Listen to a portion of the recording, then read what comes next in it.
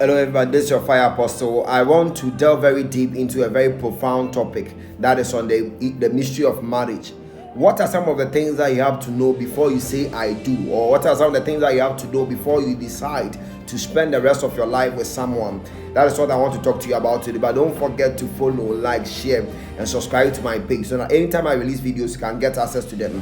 The Lord will bless you. Stay with me. So first of all, before we can talk about the things that you have to do before you spend the rest of your life with someone, you first have to know what is marriage itself.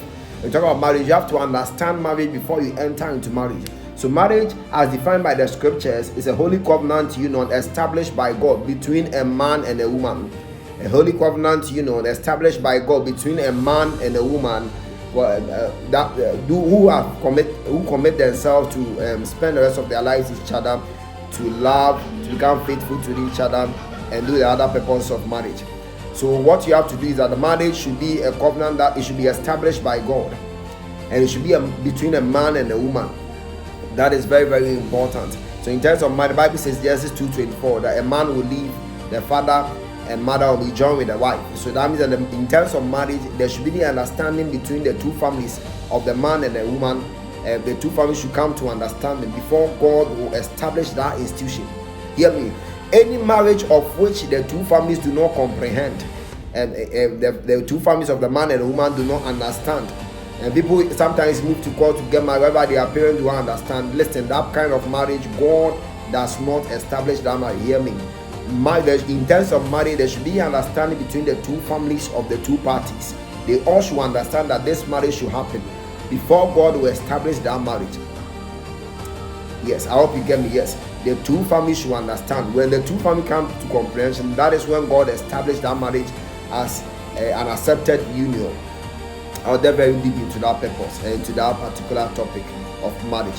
So before you say I do, you have to also understand the purpose of marriage. Why do we get married? Why did God establish marriage? So I want to give you the biblical purposes of marriage, the biblical reasons to which God instituted the institution of marriage. That is what I want to deal with. So the first purpose of marriage is for companionship. In Genesis chapter 2 verse 18, the Bible says that, and God said that it is not good for the man to be alone. You see, when God created all things, and when God created the animals, He created a male and female. Everyone had their own companion, but you realize that the man was alone. He had no companion. He had no one who could be his friend. So God realized that the man needed a friend, a companion, someone who would keep him in company. So one purpose of marriage is for companionship, is for friendship. So hear me, if you want to get married to someone that you realize that that person cannot be a friend to you, it's better for you to cut ties with that person, because that marriage it might not work. You have to get someone that can become your friend in terms of the marriage. So we get married for companionship.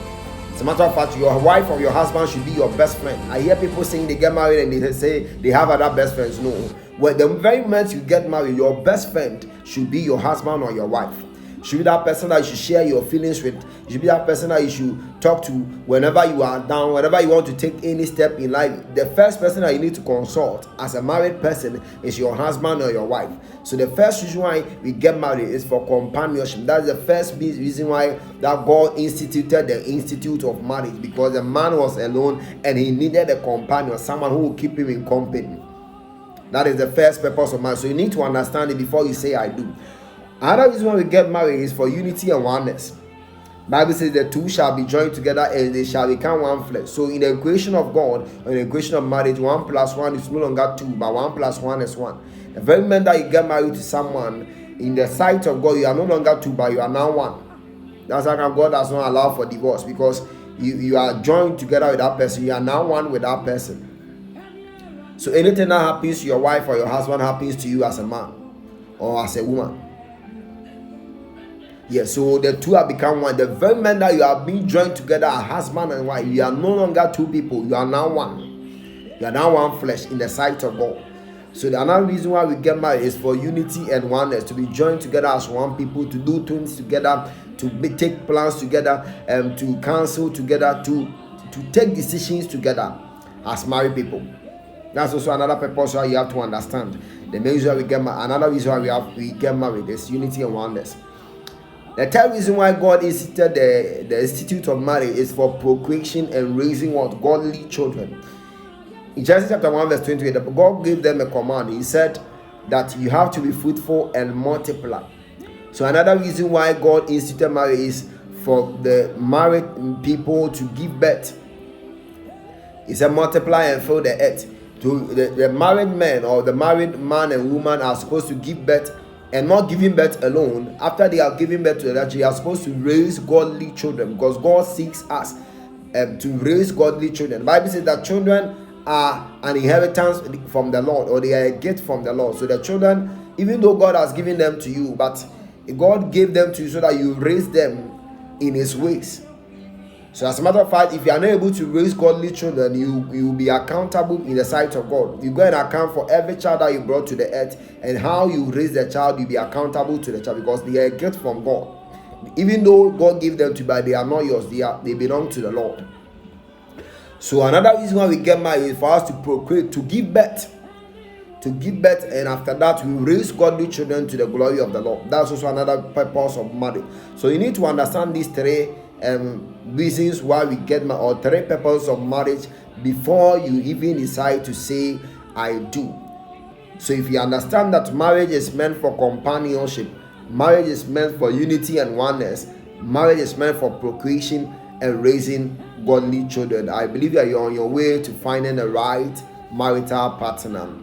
I pray that anyone that is looking for a marital partner, may Lord richly bless you, and may Lord richly help you to get that marital partner, right marital partner, that will make your life on earth a very sweet and a loving life, as well as you watch this video. Don't forget to subscribe and follow, like and share my video, so that you can get access to my videos whenever I release them. The next time that I'll make another video, I'll talk about the remaining reasons or the remaining purposes of marriage. The other purposes, I'll talk about them, so that you can also learn a lot of things from them. The Lord will bless you. To meet again. Bye.